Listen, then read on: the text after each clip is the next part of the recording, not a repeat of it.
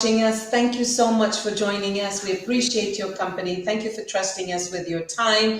I am Helga Saraiva Stewart, and this is Sales TV. I am your host today, bringing a lot of energy with my good pal, Alex Abbott.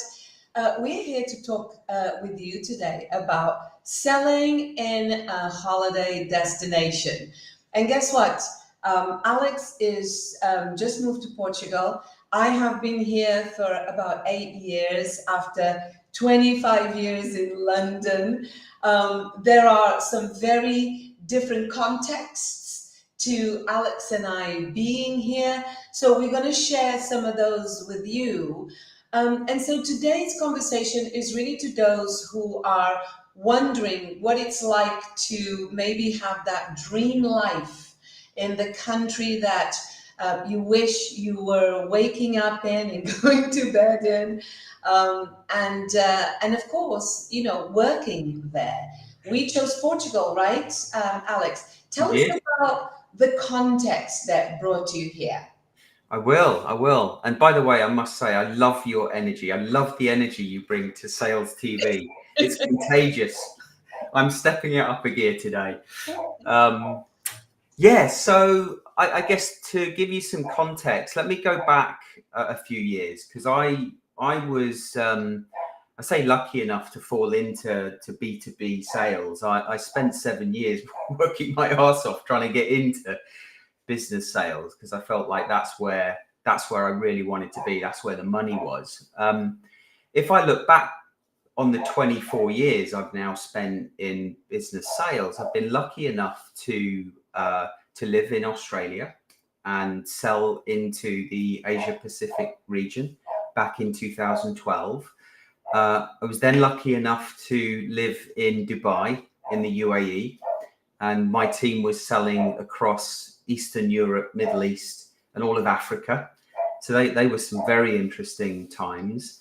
And in 2018, came back from Dubai to go back to the UK, and it was later on in 2020 I left the corporate world, and I've spent several years trying to solve one of business's biggest problems, which is the pipeline issue we all experience.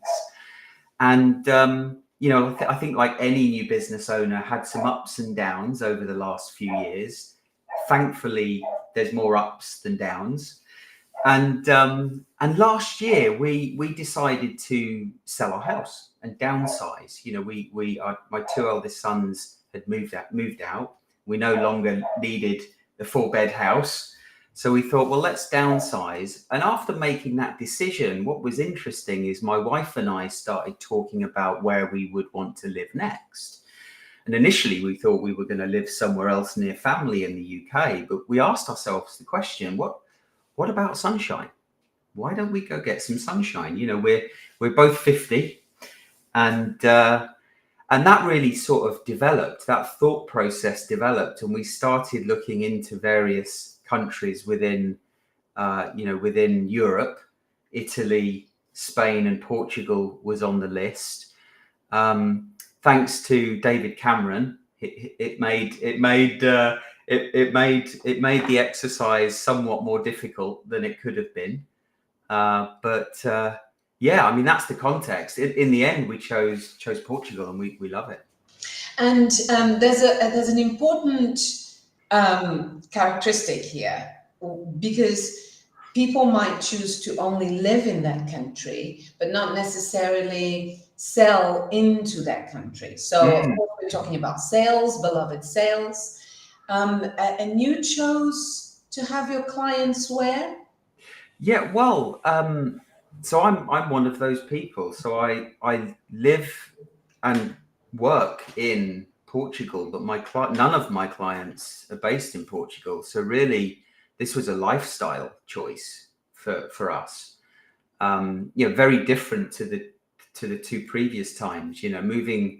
Moving to Australia was very much transferring within the company that I was in to do a job specifically for that company, and the same with Dubai. But this time we've chosen to live here for a lifestyle choice.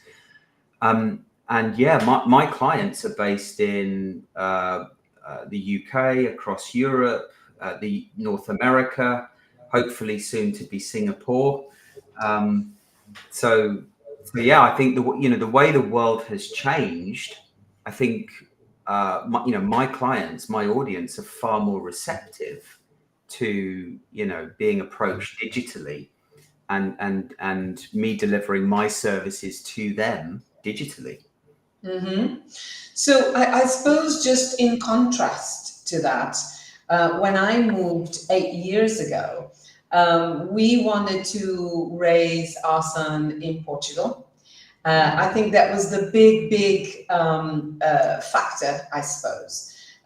We wanted kind of the lifestyle, but I also, in a way, craved that independence of just let's see what it's like to, own your own business and have your own freedom, so to speak. Yeah. Of course, it comes to a price being an entrepreneur. I really do feel that, not everybody is born to be an entrepreneur, and thank goodness for that. It's not for everyone. No. And there's so many good sides to it, but there's so much downside to it as well. I mean, I've been very fortunate to work for amazing tech companies, software companies, ethics and compliance technology companies, and who invest in their sales teams. So I feel that I have an incredible upbringing in sales, in ethics, in professionalism, in education, learning, keeping up with the trends, really trying to meet a level of excellence.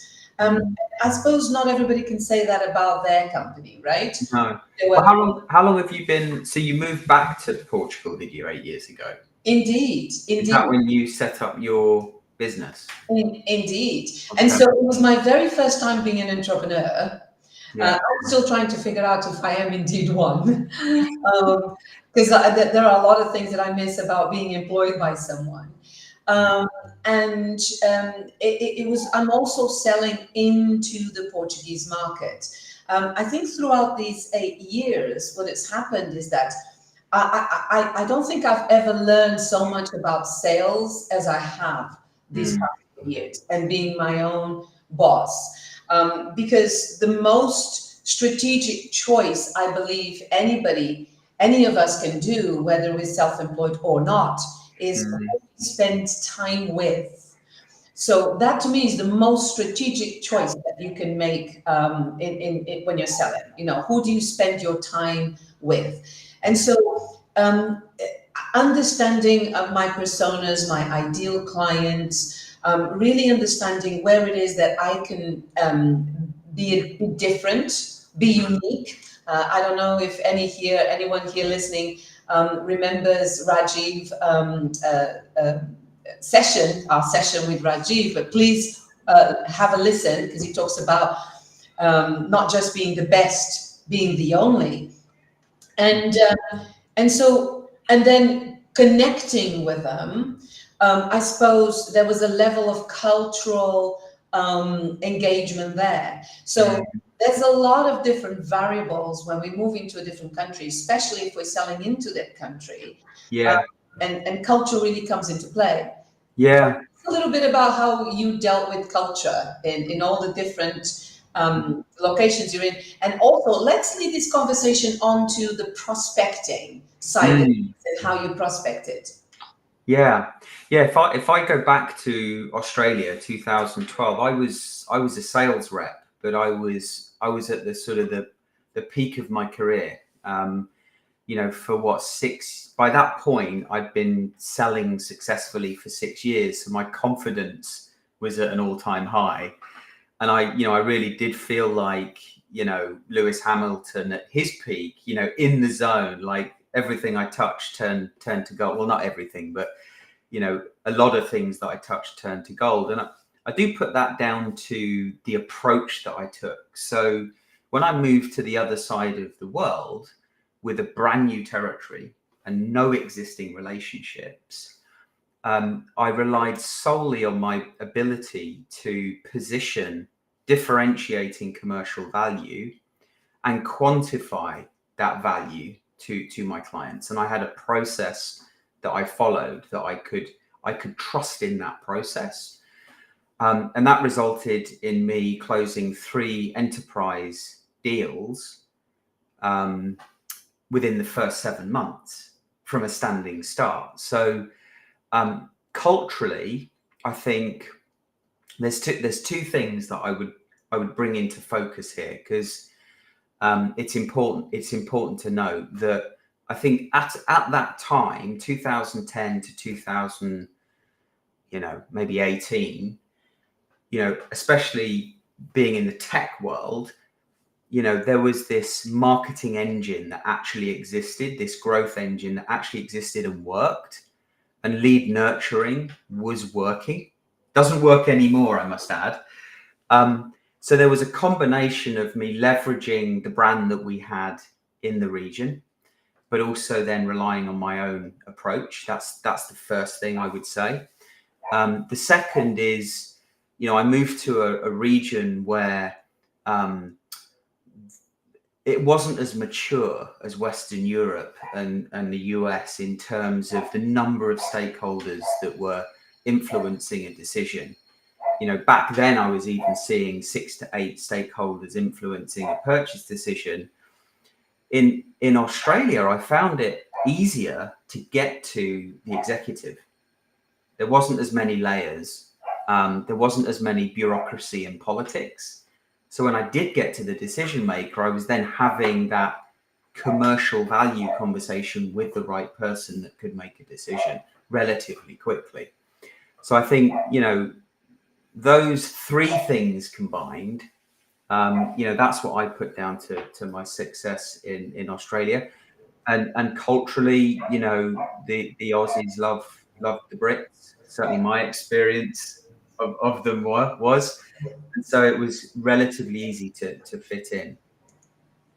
The Middle East, on the other hand, was a little bit different. We relied on relationships that were existing relationships and were quite deep relationships. And, we were sort of talking off air about how, decisions were often made around the shisha pipe as opposed to out to dinner. And, if you weren't in the circle, it was a lot more difficult to influence decision making. Yeah. Sorry, please go ahead. I didn't want to cut you off. Well, and then finally, I would say today, what are we now? 2024, partway through 2024. It's all digital for me.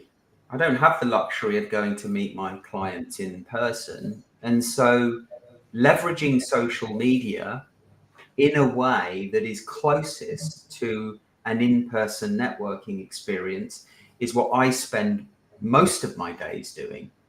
Not all day, but several hours a day, focusing on thinking about how I can develop relationships with the people that I want to do business with without sending them a sales email.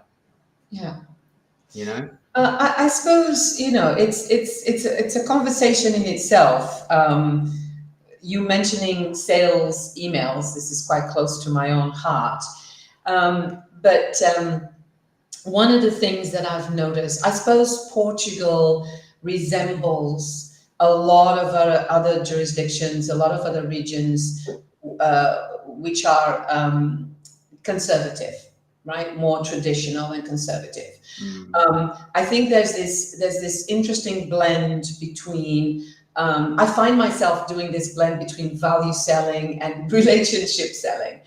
And value selling, I suppose, is so critical nowadays, because if you want to cut through the noise and attract someone's attention, regardless of where they are in the world, connecting with them really does demand of you the ability to put value in your words, in how you introduce yourself, and doing it from a client-centric point of view, from an other-centric point of view. And there's a lot to be said about that, because now we're talking about the quality of the sales conversations, especially the very first thing you said.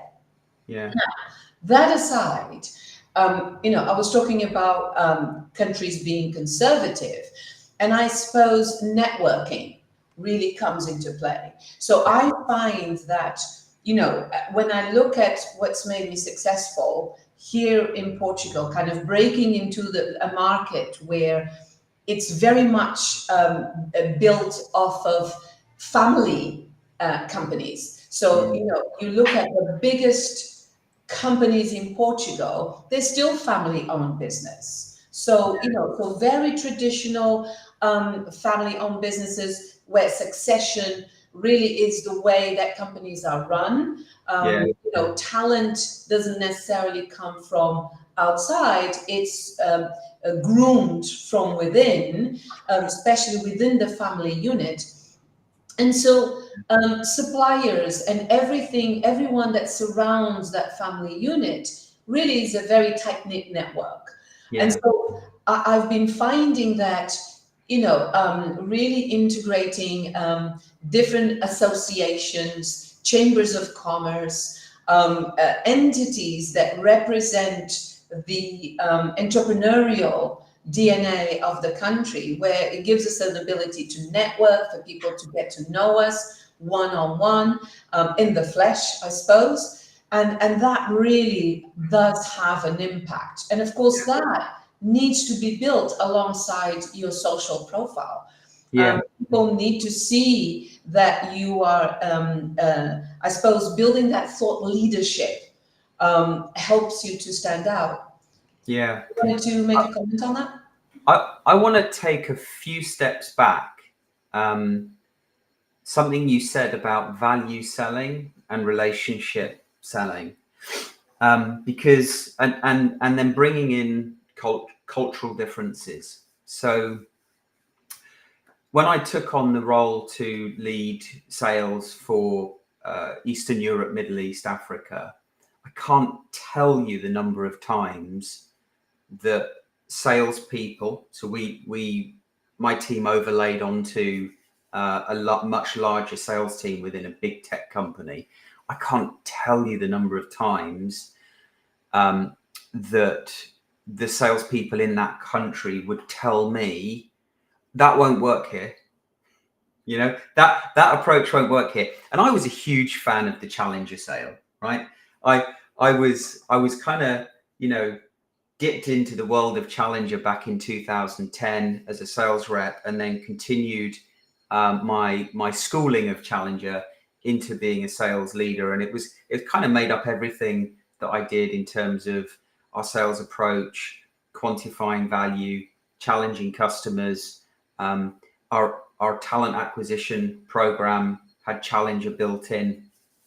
And I'd often speak to salespeople in countries like Saudi Arabia, for example. No, challenger won't work here. You cannot build constructive tension with people in Saudi Arabia. And I would try really hard to help them understand that, well, you say it doesn't work here, but at the end of the day, at its core, challenger is about building value-based relationships. So you just need to find where the boundary is, right? Then you bring, and you talk about value selling. I think our personal brands are a key part of value selling, because it starts with our personality. Your buyer is going to make a decision instantly about whether they like you or not. And if they don't like you, it's going to be very difficult for them to build trust and then believe what you say from a value perspective. And so I think today, when we think about the research that Challenger did years ago, 53% of a purchase decision is influenced by the experience that the buyer receives. I think that's probably a lot more today. And if the buyer doesn't feel like they like you or can trust you, then they're just not going to speak to you. It's so easy just to ignore salespeople today. There are so many different ways. When I speak about value selling, I do mean it in a very broad way. Yeah. That captures challenger, insight selling, solution selling, spin selling, you name it. I really do feel that nowadays, the best thing that we can do is really learn and have an open mind about the different methodologies out there, and then really try and integrate and incorporate what makes sense to our sales cycle, the product that we sell, and so on. Yeah. But it's funny because when I think about, I worked with so many different people, with so many different personalities, from people who are very, very, very, very shy and introvert to the kind of the loudest, most extrovert person in the rooms.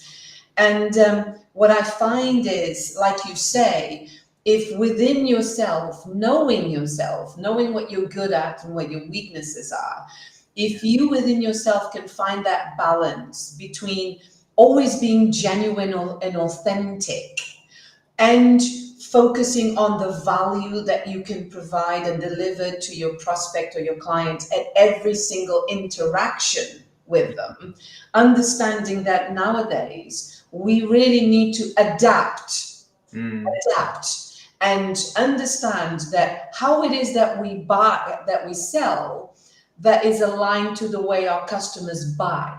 Yeah. Right. I think now we start to delve into the secret, into what makes companies today successful at selling.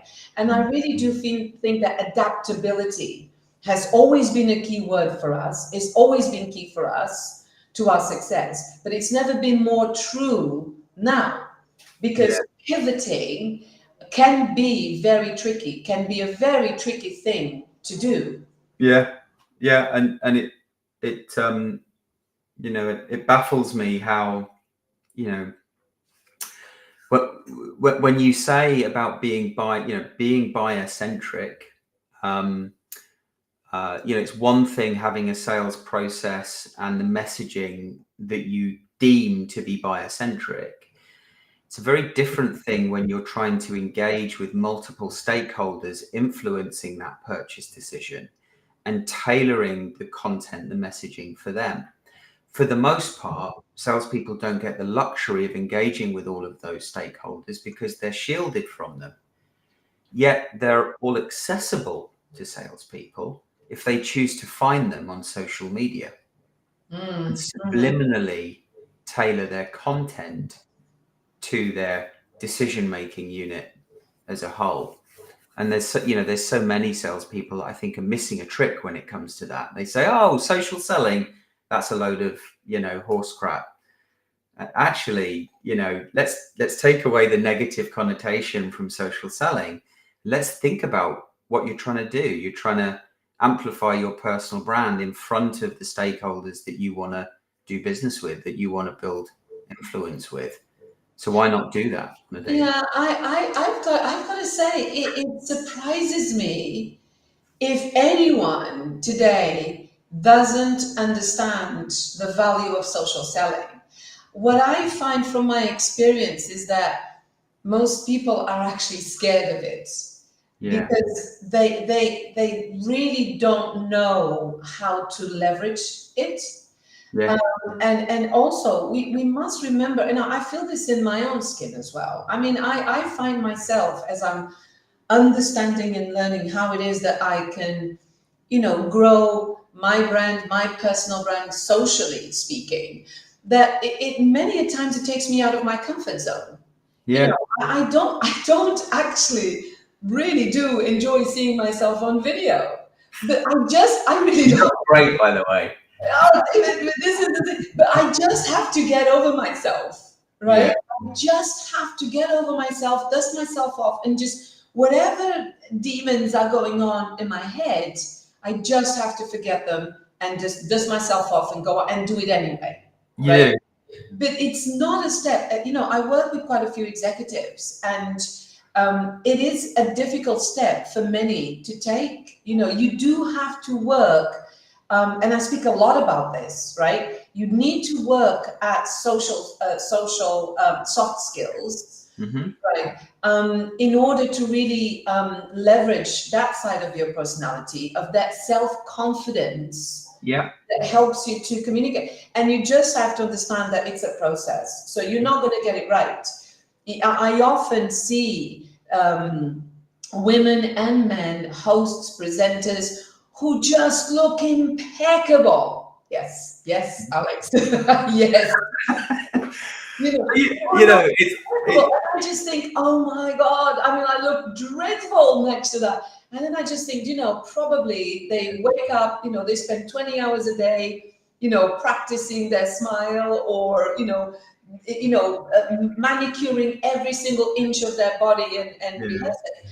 And I just don't have time for that. So at the end of the day, people that like you will like you. People that don't like you won't like you. Right. And the less we worry about that, the better. I think social selling for me, and I know we're coming to time shortly, but it's just like going to the gym.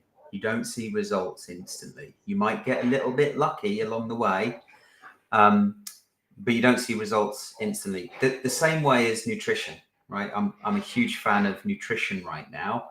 In fact, I've started a supplement business, but that's a separate conversation, because I honestly feel that by fueling our body with the raw nutrients that we need to run optimally, that will improve our sales performance.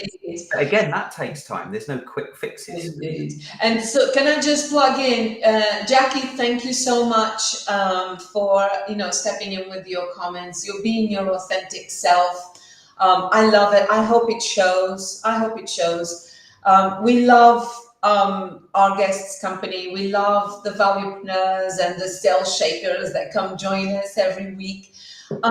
Any final thoughts? So I would love to come back and have this conversation with you a year from now. Okay. Because if we can do that, because then, you will have had time to adjust to actually trying to get things done in Portugal, right? Because there's that, you need to live, your family needs to live, you need to kind of get things off the ground, whether it's papers, documents, car, driving license, all those logistics. Yeah. But as you start to really mine into your territory and step into a new kind of acceleration and rhythm of prospecting and client nurturing from Portugal, it would be really lovely to understand how that goes. Now, also to say that I find that there's different demographic aspects about the country itself. Portugal is a place where, for example, there's a lot of startups moving here. There's a lot of digital nomads finding a great place to work and co-work here in Portugal. There's a lot of incubators and accelerators supporting startups and businesses here. Do you want to just kind of call upon this topic of startups at all? Yeah, well, for me, I mean, you might have a bit more color to add here, because, for me, I was living in the UK. My business is a UK business. We've traveled here on a D7 visa, which is a passive income visa. And we continue to run the business in the UK. So it was relatively easy for us to move here and retain our UK company. I've not yet looked into setting up a company in Portugal, but I would like to talk to you some more about what that would entail. It's relatively easy to do in the UK. I don't know how easy it would be to do in Portugal and what the benefits of me doing so would be, but I'd love to look into that with you. Yeah, very, very easy to set up a company in Portugal. In fact, there's a service that does it in an hour. Okay. 60 minutes. Okay. So very, very easy. What we're also finding is that, there's a lot of European funds that are traveling across the different member states. And of course, Portugal is very much using these funds to accelerate different parts of the economy. Of course, This is an economy that's still heavily relying on tourism and hotel. Hotels and the tourism industry it weighs heavily on the contribution to GDP here. But overall, there's a real sense of excitement around business, and not just retail. I really do start to see a big emergence of B2B here. So you are all invited to come visit us. I'm closer to Lisbon. Alex, you are? Whereabouts? I'm down in Lolle in the Algarve. Lolle in the Algarve. Next time we're going to bring our sombreros for you guys. Come join us next time. We love talking with you. Yeah. Come see us anytime. Join us at Sales TV, and we'll catch you soon. Thank you so much indeed for joining us. Cheerio for now. Thank you, Alex. Obrigado. My pleasure. Obrigada.